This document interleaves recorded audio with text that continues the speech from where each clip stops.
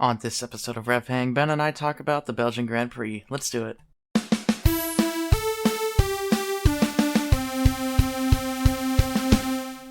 Hello, everybody, and welcome back to RevHang. I'm Nathan, and alongside me, virtually, is my good friend and co-host, Ben Bagley. How you doing, Ben? Oh, I'm doing pretty okay. Just working on house stuff and trying to figure out how plumbing works. Plumbing, huh? What's going on? Uh, well, old houses have drains that clog apparently. The kitchen sink doesn't have a food disposal. And it was probably gunked before we even got in, but now that we're actually using it, we're noticing some water droplets coming down from the sink. So when I checked, of course the P-trap was completely clean, but further back into the wall, there's a whole bunch of really good smelling gunk that I've been trying to clear out. Awesome. That sounds delicious and amazing. Hopefully you get that Yeah. cleaned out. I know that can be no fun. I've had many plumbing issues in my past that I have been the one to resolve, and I know that that's not fun. Yep. So good luck to you and Godspeed. Yep. But Hey, podcasting is a good break from that. oh, I'm sure. And speaking of which, this is not a plumbing podcast. Thank goodness. This is a racing podcast. So we've got some stuff to go over this week. Only one race, but it was the Belgian Grand Prix, which had a sprint race attached to it. And we also have some paddock news this week for the first time in a little while. So we'll jump right in with that. First thing we have on here is Alpine is cleaning house. They fired their team principal, Otmar Safnauer, and sporting director, Alan Permain. And permanent replacements for them have not been announced yet. They do have some interim guys higher up in the company that are taking over, but in terms of permanent replacements, we don't know yet. And it's not just those two. A lot of people have left alongside them. So Alpine is doing what they seem to do every 18 months and completely starting over. Yeah, and I know a lot of people aren't really the biggest fans of Otmar and how he runs the team. But I have no idea who they would really replace him with. Yeah, I don't know. And I don't really know what people's problems with Otmar is. I mean, he ran Force India, Racing Point, and Aston Martin for years. I guess he never ran Aston Martin, but that whole team he ran for like 10 years, and they had some really good seasons. And while they may not have been, top of the food chain ever, that could be due to budget and other staff, development staff. That's not necessarily the team principal's fault. And otherwise, I think to have a team that's consistently competing for best of the rest in the midfield, if that's the case, then I don't think the team principal is necessarily the problem. Yeah, and the fact that this turnover keeps happening on what seems to be such a regular basis makes me think that it's indicative of someone much closer to the top who might be the problem, but keeps on thinking other people are the problem. Hence the changing things around so often. That was some of the strong words that Alan Prost had for the media as a result of this. Alan Prost is a non-executive manager, I guess. I don't remember exactly what his title is, but he's kind of just an honorary member of the Alpine team. Of course, he has a very massive racing pedigree and met multiple championships to his name. I believe 3, if not 4. I don't remember exactly the number. So he knows what he's talking about when it comes to racing, and he's been in the F1 scope for 30 years now, or more. And he had some very, very strong words for the CEO of Alpine and his decision to clean house again. So it seems like this is not a very popular decision in the company, which can only be bad for morale. I don't know. We'll see how it goes. See what the replacements do, but honestly, all this instability and turnover, I don't think can be necessarily a great thing for Alpine long term. Yeah, who knows? Maybe the CEO will be canned tomorrow and won't be a problem anymore. Who knows? Maybe. We'll see. I don't know. Who cans the CEO? Yeah, that's what I was just thinking. I don't know who can fire the CEO, but maybe that'll happen. Maybe he'll get voted out by the board of directors. I'm sure that's probably how it works. Yeah, business and things. Yeah, business and things. I'm not a business major. But anyway, that is just one of the 3 teams we have on our paddock news list here. The second one being Ferrari, who fired their sporting director, Laurent Mekies, and replaced him with Diego Laverno. Not sure how much it was. I don't know what the story is really behind that. I just know that was the decision they made. And AlphaTauri fired their current team principal, Franz Tost, and replaced him with Laurent Mekies from Ferrari. So, at least Mekies did not have a huge gap in his resume. Lasted for about a day before we got that new news. I don't know where Franz Tost is going. He might retire. He's getting up there in the years. Or he might go to WEC and do something over there, because that's where it seems like a lot of team principals that don't have a home in Formula One go if they can't make it here. Although I do hear Alpine has an opening. Yes, Alpine. Yeah, I don't know. I don't know how good of an idea that would be, but who knows? Franz Tost has been with AlphaTauri / Toro Rosso for years and years and years, so he does have quite the experience and pedigree there. Definitely has had ups and downs in that team. So who knows? And I think that being the team principal of AlphaTauri is a lot more difficult than a lot of other teams, because you have your hands very much tied by Red Bull in terms of your drivers and probably a lot of your development and budget and all of that stuff. So probably not a very easy job. Yeah. But good luck to Laurent Mekies and Franz Tost in his future, whatever that entails. That's it for Paddock News. Lots of silly season stuff that doesn't involve drivers. We still have not heard anything on the driver front in terms of driver moves, anything like that, which kind of surprises me. We're now going into the summer break for F1, so I'm sure stuff will start kicking off now, but I don't know if since I started watching in 2018, I don't know if we've ever gone this far into the season without literally a single word on the driver market. Yeah, although IndyCar, I saw something on the internet that Ericsson's contract is up on August 1st in IndyCar. Really? Yeah.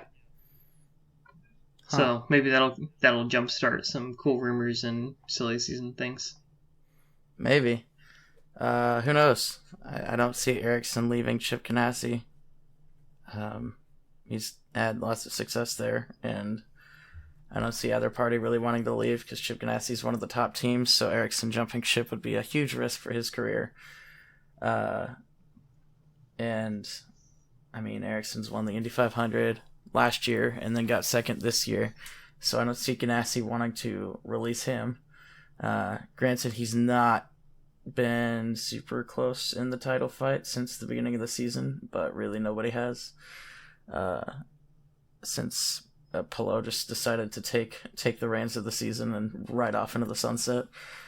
But I don't know. I think Ericsson's a quality driver, and I don't see any reason for them to give him up. But that's just my 2 cents. There's a lot more going on, and hundreds of thousands, if not millions of dollars flying around that I don't see. So, yeah, who knows? Lots can happen. Yeah, I'll be interested to see if Palou moves anywhere, too. If teams even have openings for him. Well, yeah, if Palou moves anywhere, or if he even stays in IndyCar. God, that would make it a pretty silly season. I know we had a whole bunch of stuff with Piastri and all the IndyCar drivers last season, so it's been relatively tame so far, but hopefully we get some IndyCar F1 crossover drama. That would be pretty interesting. That would be very cool. It would be silly indeed. Silly, very silly.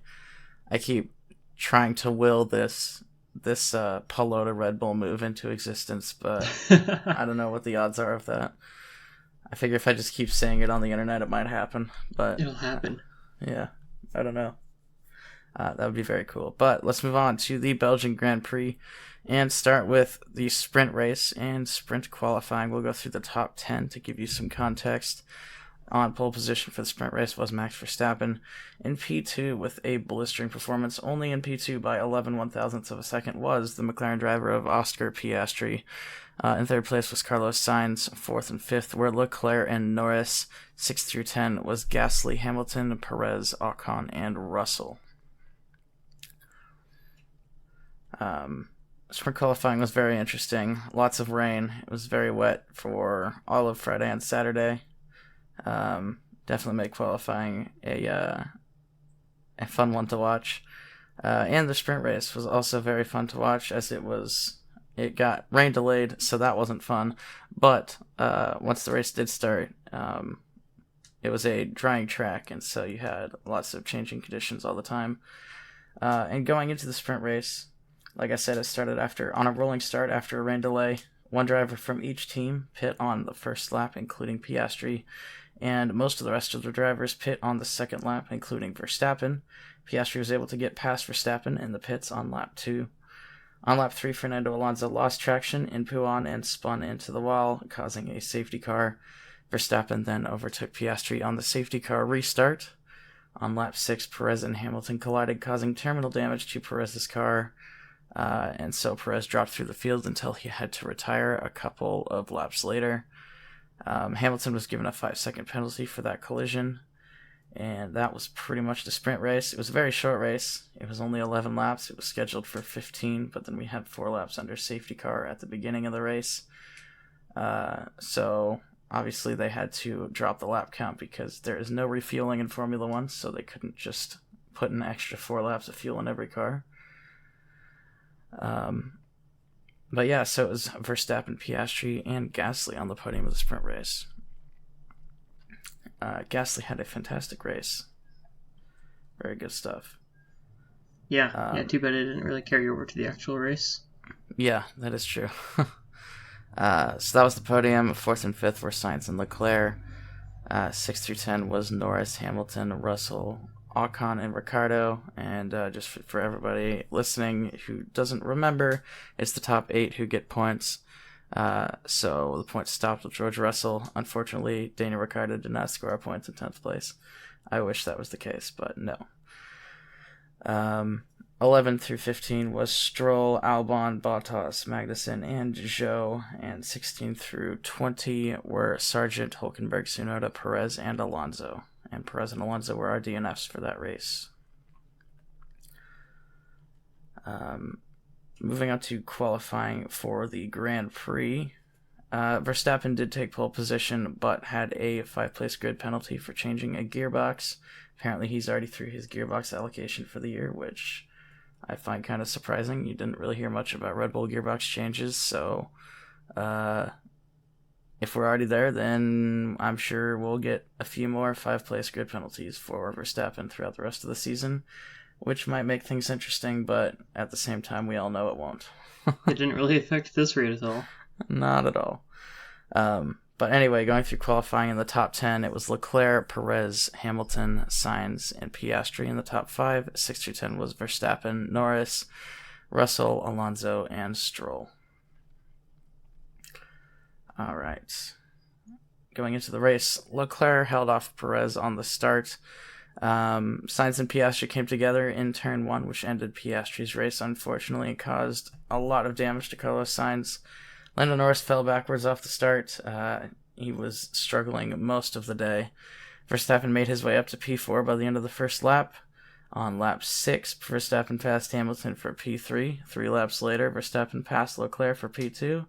And then another 8 laps later, Verstappen passed Perez for first place. It started raining on lap 19, and it lasted until lap 25. It wasn't hard enough or long enough to get all the drivers in on intermediate tires, but a couple did come in for soft tires, which do run better in the rain than the harder compounds. While it was raining, Norris, who fell through the field at the beginning of the race, started to climb back up again, made his way all the way back up to, I believe, P7. On lap 22, speaking of which, Lando Norris passed Logan Sargent around the outside of turn 9. Fantastic pass. It took a lot of guts, and it was a wet track. But that was part of why Lando was struggling, was because he had a high downforce setup. So he struggled in the dry, but it did not struggle in the wet conditions. On lap 38, Ocon passed Tsunoda around the outside of turn 6 for P9. And then that was pretty much the rest of the action for the race. It ended with Verstappen, Perez, and Leclerc on the podium. 4th and 5th were Hamilton and Alonso. 6 through 10 was Russell, Norris, Ocon, Stroll, and Tsunoda. 11 through 15 was Gasly, Bottas, Zhou, Albon, and Magnussen. And 16 through 20 were Ricciardo, Sargent, Hulkenberg, Sainz, and Piastri. And Sainz and Piastri were our 2 DNFs. Forgot to mention, Sainz retired, I think, on lap 21. Or 23, actually. They should have retired Sainz on, lap 4. Yeah, they should have. It was brutal. watching him ask, he's like, what's the damage? He's like, we see the damage, and you're staying out. And he stayed out for almost the entire race and dropped like a rock. Yeah, they kept him out. I think they were hoping for a miracle red flag because they knew rain was coming. I think they were hoping for a miracle red flag, and so they could change the side pod and get him back out there. But even then, he would have started last. Yeah, no, it was ridiculous. He came into the pit and was like, "Oh, good, they're taking him out of the race," and then they put him on mediums and sent him back out. Yeah, it was kind of ridiculous. What are you doing? Yeah. So more Ferrari things. The fantastic Ferrari strategist at it again. Yeah, not a fan of that. Yeah, I wasn't either. But I always forget how much longer a racetrack spot is than other racetracks.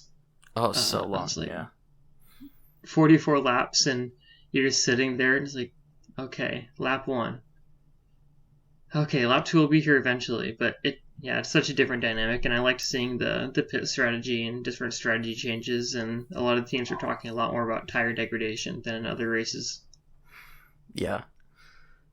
It's Spa is a monster of its own. It's completely different than any other track, and I think that's why a lot of people love it. Yeah, it's probably my favorite track on the grid. On the grid, the season. That's what it's called. Yeah, me too. I love Spa. It's a very long circuit. It's you're watching the race, and other races you see, it's a 44 lap race. Well, for Spa at least, and other races are like upper 60s. So that's a little peculiar at first. You're like, oh, it's gonna be a short race, but no. No, it's 7 kilometers long. Yep, it's like watching other races. You look up every few minutes, and it's like 6 or 7 laps have gone by.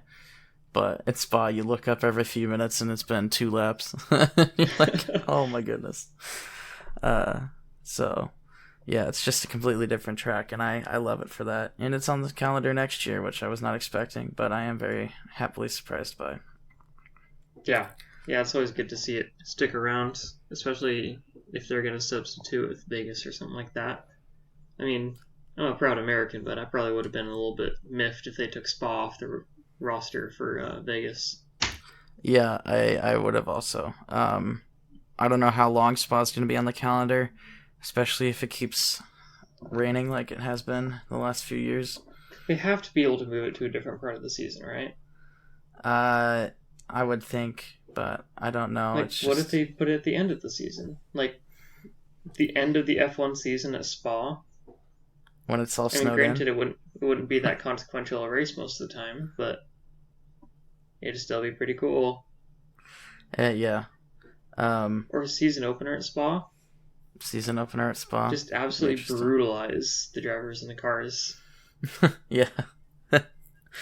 It would be very interesting to move Spa around. I don't know. I don't know how long it's going to be on the calendar. I hope it stays forever, but I don't think that's what's going to be the case, unfortunately.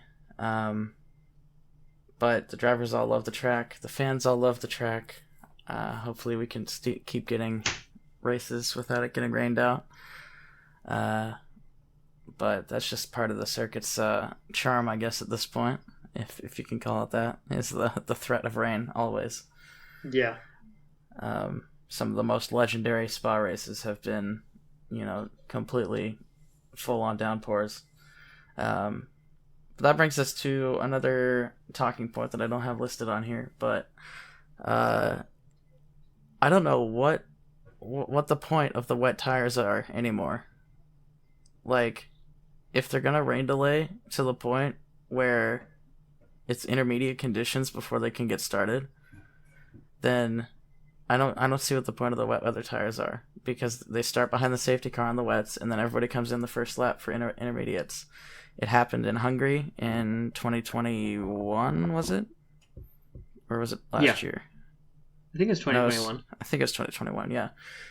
When Hamilton was the only driver to start on wet weather tires. And then it's happened here in Spa, where half the drivers went in the first lap and half the drivers went in the second lap, which I was very excited for. I thought all the drivers were going to go in the first lap, and I was very excited to see how that was going to turn out, because that would have just been chaos in the pit lane. But that's not what happened, and I think that's probably the smart decision for most of the teams. But it did mean Verstappen lost out on the sprint race a little bit. He lost out to Piastri, which made the race a little interesting for a few laps. But yeah, I don't know. If they're not going to race under wet tire conditions, then what's the point of having the wet tires? They say they keep changing all these tire allocations and experimenting with all these different, like last week in Hungary, they had a new qualifying format that dropped like 4 tires from the rotation to save rubber or whatever. They're trying to lessen the amount of rubber, like, tires they have to carry with them and even make. So I don't see why they don't just ditch the wet weather tires and have one wet compound if they're not going to actually use both of them. That is a very good point. Yeah, because have we actually had a race that like went all the way that the drivers were using wet compound tires for, that you and I have seen? I'm sure we have. I think we have a couple times, but it's been a couple years, and they tend to not. If it gets that bad, they either red flag it or they don't start the race if it has been raining until it's intermediate conditions. The only one I can think of in recent time I think it was 22 Monaco. Oh, right. Did they really use wets during that? I think so. I think they started the race on wets, but I think they started the race prematurely because there was like a river going through the pit lane. Oh, yeah. I think now that you say that, I think I remember. Yeah, that was pretty wild. But that was like the only race I can think of in recent time where they actually used the wet weather tires. It could just be a Spa thing too, because Spa is the one track where we've had consistent rain every year. Because Spa is considered to be so dangerous, which, I mean, fair enough. It is a very dangerous track. That maybe that's why they keep delaying it until it's intermediate conditions. Which I guess there's an argument that can be made for that, but it's not just Spa where they will not start the race until it's intermediate conditions. So I don't know. This is my rant for the day. I think they need to make a tire that's in between intermediate and wets in terms of water evacuation, and just go with one wet weather compound. Or get the NASCAR boys over there with the Gen 2 Air Titans and just dry off the track. You could do that. But I don't know. We'll see what happens. I doubt they're going to change anything in that regard. Yeah, that's true.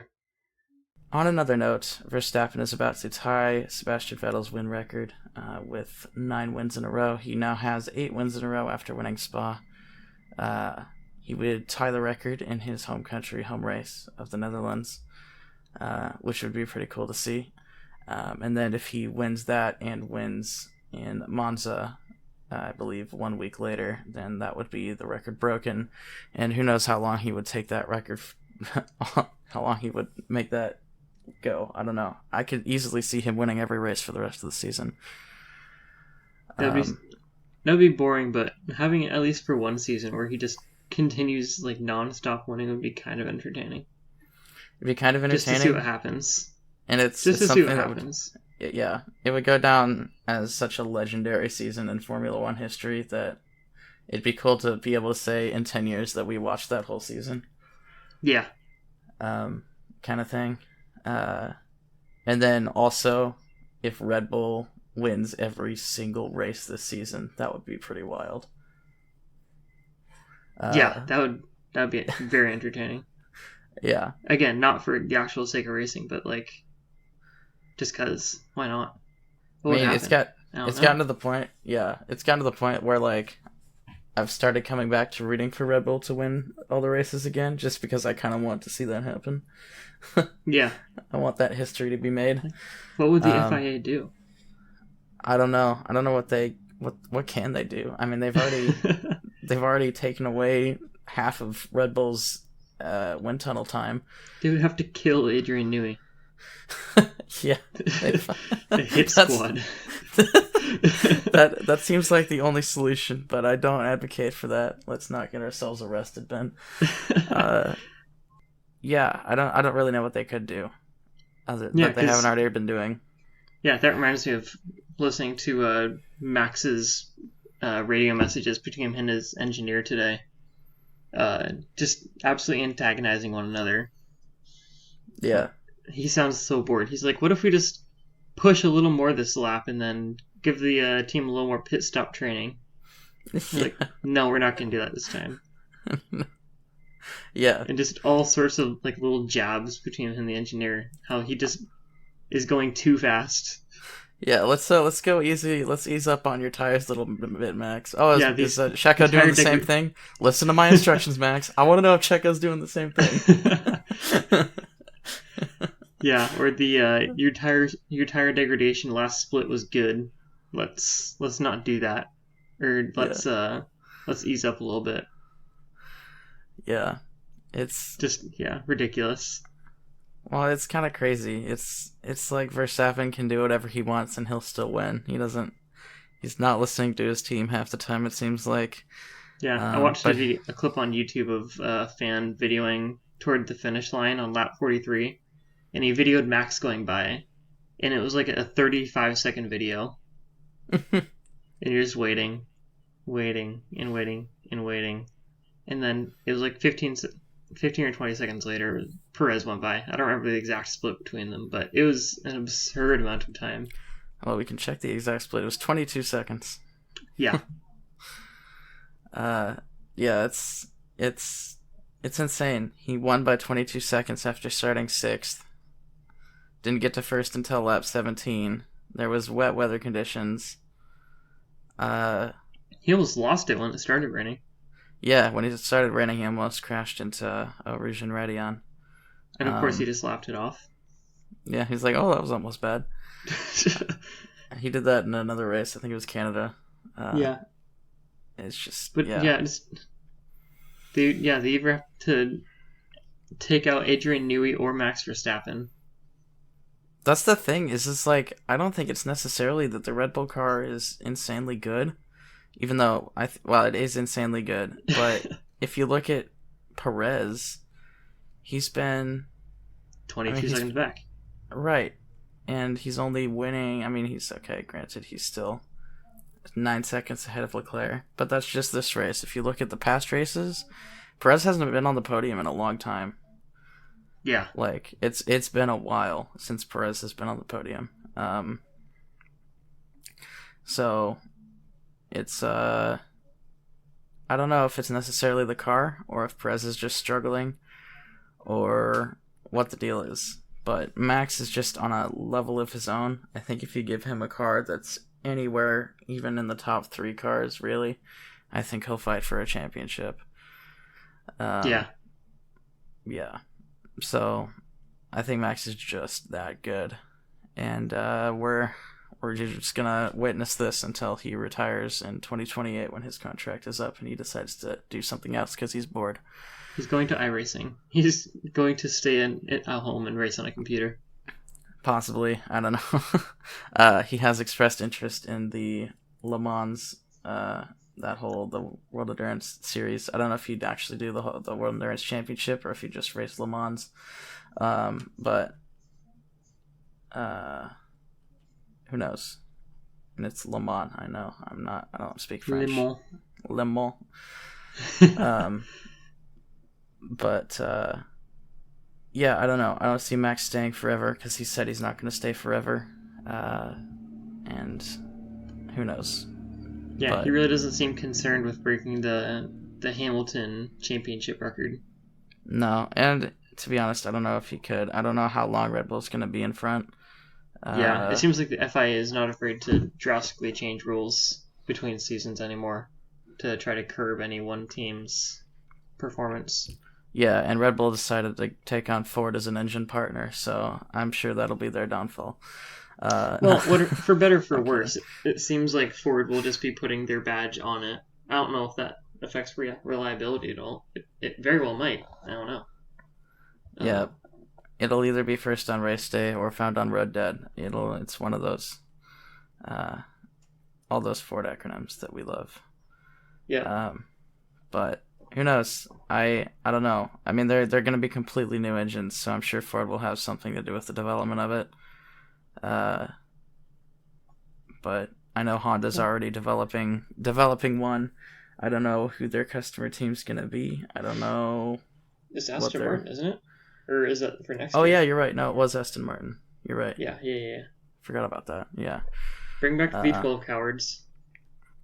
Oh, please. That would be amazing. I want a Honda V12 back. And a Ford V8. Bring back the Honda V12 versus the Ford V8. That would be incredible. But they're going for net zero carbon emissions by 2030, so I don't see that happening. Just use algae fuel or something, I don't know. I mean, they are using... although I think they're already using some like more sustainable fuels, and then they're gonna keep making them more sustainable over time. Yeah. So who knows if they can get to a fuel that can run in a combustion engine that's completely clean. Maybe we can get those V12s back, but I wouldn't keep my fingers crossed. Which is very sad, I know. I miss the V12 sounds very much. They're so great. And I watched a Formula E race this week, and it's not the same. Messed up. Yeah, you hear the sounds, and it's like it makes me angry. But anyway, moving on. Piastri looks like a future star after this week. I wouldn't go so far as to say he's better than Lando. It's been one race. But if you look at his whole season, he's been right there with Lando for most of it. So he's also very mature. The way he handled the whole accident today, he wasn't freaking out. He wasn't, I mean, he did blame Carlos. Than Sainz did. Right. He didn't blame Carlos. He did blame Carlos, but he didn't call him an idiot. He didn't say whatever. it. He just said it was a racing incident. Yeah, essentially. And then even in the interviews after the races, he said there were things that they both could have done differently to avoid that. But just that level of maturity, I think, is going to help him in the long run. And then he's just very, very fast all weekend in the wet weather, especially. And I think he's got a good car. I think he'll end up on the podium at some point this season. That'd be pretty cool. That would be pretty cool. But we'll see what happens with him. He looks very, very good. And he could definitely challenge Lando for, just in that team. I think that'll be a good teammate battle to watch in future seasons for sure. I agree. Alpine came back this weekend after 2 double DNFs. They are now back. Let's see, where did they finish? Looks like Ocon finished 8th and Gasly finished 11th. So Gasly did not get any points in the race, but he did finish on the podium in 3rd place in the sprint race. And Ocon finished 9th, just outside the points in the sprint race. So signs of life. Definitely, yeah, it's better than it has been. Yeah, for sure. They've got a long way to go for the rest of the season if they want to make up any ground in the championship. Just looking in the championship, they are almost 50 points behind McLaren now. I don't really see them closing that gap with the form McLaren's been in.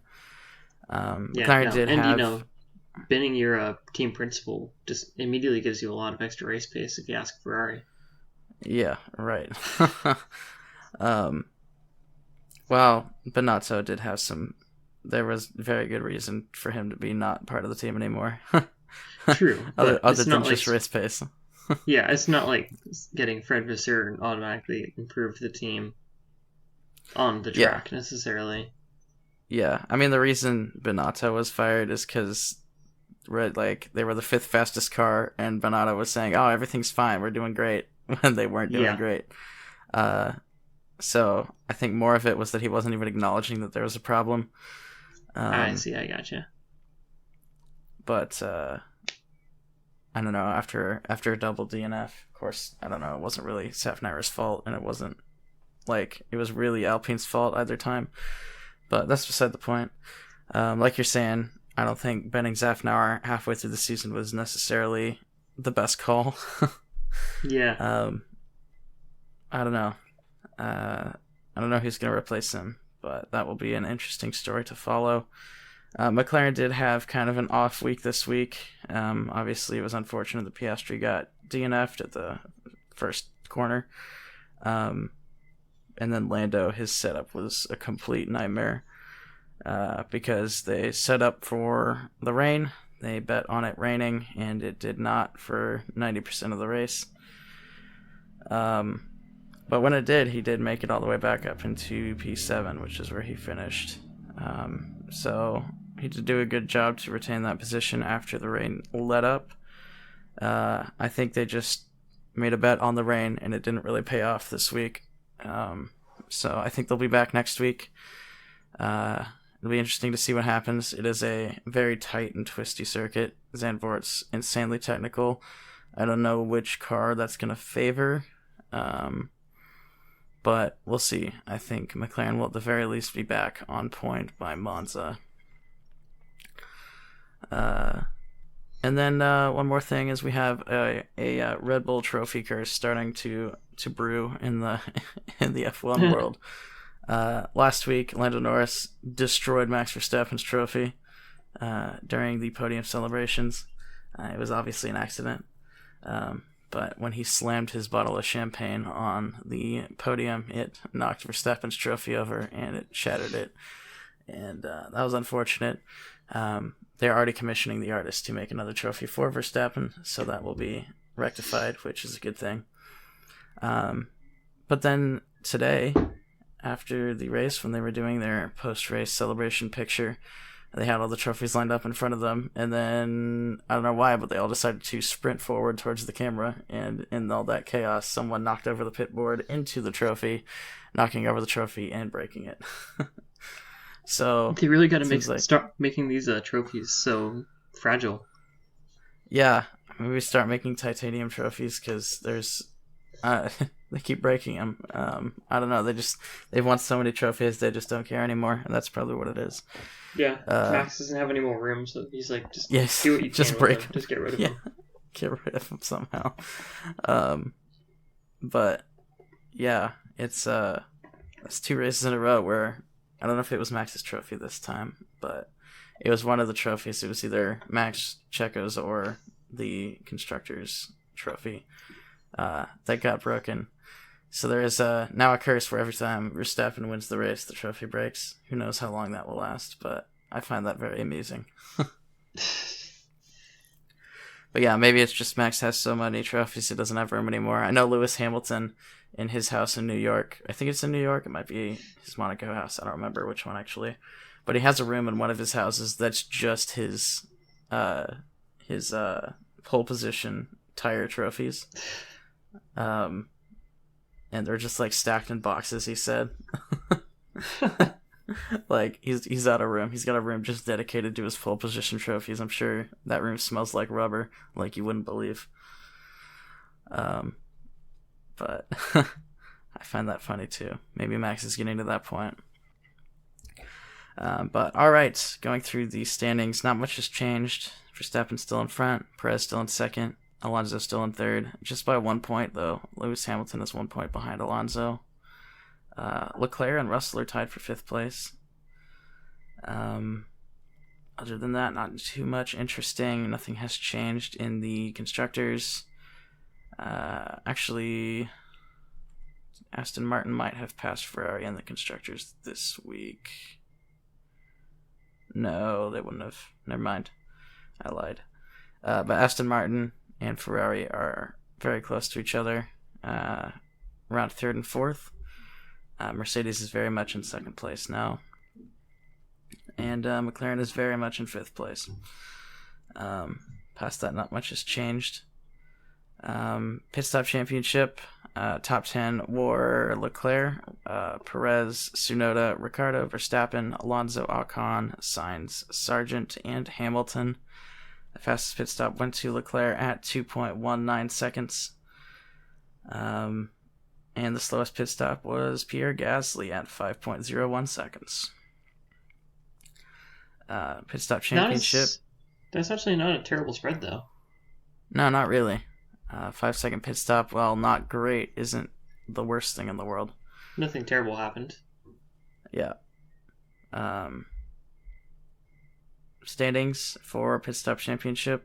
Not much has changed. Verstappen passed Norris for P3. Not much notable past that, other than I would say going into the constructors, Mercedes is a lot farther down than I expected them to be. Usually Mercedes has been pretty on point with their pit stops, but they are sitting currently in 7th place in the pit stop championship. Alpine surged forward, and they're in 4th, but it's very much Red Bull and Ferrari out in the top two. Daniel Ricciardo had a pretty good weekend for pit stops. He's up to, I don't know what that is, 16th place, and he's only had 2 races. Not too shabby. But going on to the overtake of the week, I gave this one to Lando Norris for his overtake on Logan Sargent on lap 22 of the Belgian Grand Prix. That was his overtake around the outside of turn 9, which is that long right-hand hairpin. You don't see overtakes around the outside there very often. And Norris just made his wet weather setup work more than pretty much anybody else could keep up with. So that was my vote there. And then another honorable mention was Esteban Ocon for his move around the outside of, I believe, turn 6 on Tsunoda later on in the race. He was like fully behind Tsunoda going into the braking zone and then passed him around the outside of that corner, which was pretty wild. So there's my honorable mention there. But that rounds off overtake of the week. Let's go into our predictions for this race. To remind everybody of the top 5, it was Verstappen, Perez, Leclerc, Hamilton, and Alonso. We did not do very well this week. No, this is terrible. But we both said Verstappen obviously winning the race, so we'll take that free bingo space. But past that, give me your top 5, Ben. All right, after Verstappen, I had Hamilton, Perez, Norris, and Sainz in 5th, and then I had Ricciardo doing a little better than he came in this weekend. Yeah. I had Verstappen, followed by Norris, Perez, Piastri, Russell, and Ocon. None of that really panned out. Norris, yeah, bet big on the McLaren farm, huh? I was, yeah. And to be fair, if Piastri didn't get crashed into in the first lap, it might have been a different story. However, he was also probably on a wet weather setup like Norris was, so maybe not. Who knows? But regardless, we were both very wrong.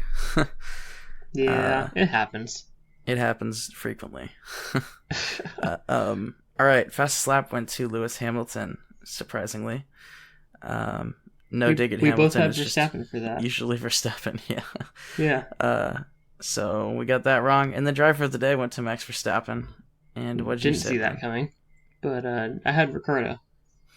And I had Piastri, which, if driver of the day was for the sprint race, it would have probably been Piastri. Yeah, if he didn't get knocked out so early, I think that would have stuck. Maybe. All right. Let's go into our predictions for the upcoming races. We have 3 IndyCar races upcoming during the Formula One summer break, and then we have our next Formula One race, the Dutch Grand Prix, on the what is that? The 28th of August, 27th of August looks like.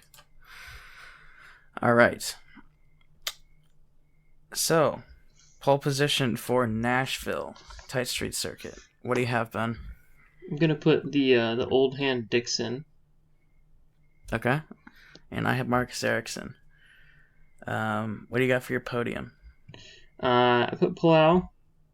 Worth a shot. Palau, not Palau. What am I saying?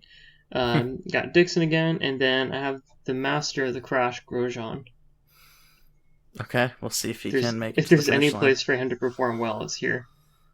Yeah, he needs to. He's gonna lose his seat. I'm convinced. If he doesn't, literally, he needs to win 2 races in the rest of the season to keep his seat. It's bad. Yeah. Anyway, Marcus Ericsson is what I have, followed by Palou and Herta. I think Herta has kind of made a resurgence in the second half of the season, so I could see him finishing on the podium here. Ooh, I like it. All right, winning pit stops for Nashville. What do you got, Ben? I put 4. If there's a lot of carnage going on, people are having to pit to replace flat-spotted tires and change fuel strategies. There's a chance. There is a chance. I have 2. I went with kind of the opposite. It'll probably be either, I don't know. We'll see. It'll probably end up being 3, just to spite us. Of course. Yeah, that's how it usually goes. All right. The next IndyCar race after that is the Indianapolis Road Course for the second time this season. What do you have for pole position, Ben? I've got Palau. Okay. I have O'Ward. What do you got on the podium? Herta, Power, and Lundgaard. I don't have Palau making it. I don't know why, but, I want to put Lundgaard on there. Maybe you got that one DNF for his season? Yeah. Possibly. All right. I have Palou on the podium, followed by Lundgaard and O'Ward. We both have Christian Lundgaard on there. Maybe a little risky, but he has been very good this season, and he did finish on the podium in the first Indianapolis road course race, so there's some precedent there. Winning number of pit stops, what do you got, Ben? I'll put 4 again. 4 again. You'll see a theme as we go through these. A little more likely on a road course, I think. Yeah. We'll see. I have 3, but 4 is definitely possible, especially if we get some rain like we usually do in the second IndyCar race, or Indy road course race. All right. And then finally, for IndyCar, we have St. Louis, or Gateway, as it is so lovingly called. It's a 260-lap oval. Oval-ish. It's not really an oval. It's kind of an odd shape, but it is listed as an oval race. Who do you have on pole position? We got Ericsson on pole. And I have Felix Rosenqvist. Wow, that's a sleeper pick right there. Yeah, I think he's been pretty good at ovals this season, so I could see it happening. Worth a shot. What do you got for podium? I've got Newgarden, Ericsson, and Power. And I have Newgarden, O'Ward, and Power. Wouldn't bet against Joseph Newgarden on an oval. Yeah, and Newgarden and Power both. The Penske boys were just on fire. Yeah, absolutely. All right, and winning number of pit stops. What do you have, Ben? You got 4. There you go. I went with 5 for this one, so I'm switching it up and going with more than Ben this time. Oh, you're on the high side, okay. Yep. All right. Now, Formula One, the Dutch Grand Prix. What do you have for your top 5, Ben? So, obviously, I have Verstappen in first. I've got Perez second, Hamilton third, Norris and Russell in fifth, and then I've got Albon as my dark horse. I know the Williams isn't very good on the tighter tracks, not as much straight line speed, but it's worth a shot. We'll see. Yeah, we'll see what happens. I have Verstappen winning the race, followed by Alonso and Norris rounding off the podium, and then Hamilton and Perez 4th and 5th. And then I have my dark horse is Valtteri Bottas. Wow. Yeah, the Alfa Romeo did very well in Hungary, at least in qualifying. That is true. Which is another tight, twisty circuit, so I could see it happening again in Zandvoort. We'll see. All right, fastest lap. What do you have, Ben? I see we both have Verstappen. We do both have Verstappen. And then driver of the day, what do you got? I also have Verstappen. You also have Verstappen. I have Fernando Alonso. But I could see it being Verstappen too, considering it's the Dutch Grand Prix. Yep, that's what I was banking on. Yeah, makes sense. All right, that kind of runs off our predictions for this episode. What do you got for your words of wisdom for us today, Ben? I stopped by a farm stand today, and it was pretty neat.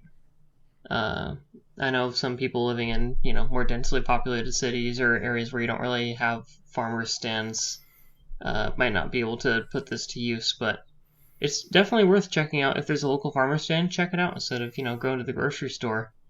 I know some of them only sell produce, but, you can always eat plenty of veggies. And the one that I stopped at, it actually had, like, some bread, had salsa and chips and some drinks and eggs and all sorts of stuff. It was like a little fresh food aisle at the grocery store, except it was a small business not far down the road from where I live in my new house. So it was definitely worth it, and I think they can kind of get overlooked. And people think, like, the food's going to be all dirty, or they're only going to have, like, this and this seasonal produce, but it's worth a check. They're not always cheaper, but generally they are going to support local businesses and local farms more, which I think is worth it.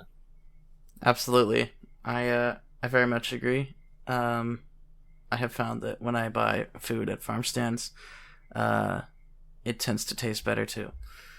I agree. In my humble opinion, and also I kind of feel better about buying it there than at a grocery store for some reason. Not sure why, other than the whole small business thing. But good stuff, Ben. They are definitely more popular in the rural areas, but so is racing. So I would imagine that would be a solid 70% of our audience. All 20 of you.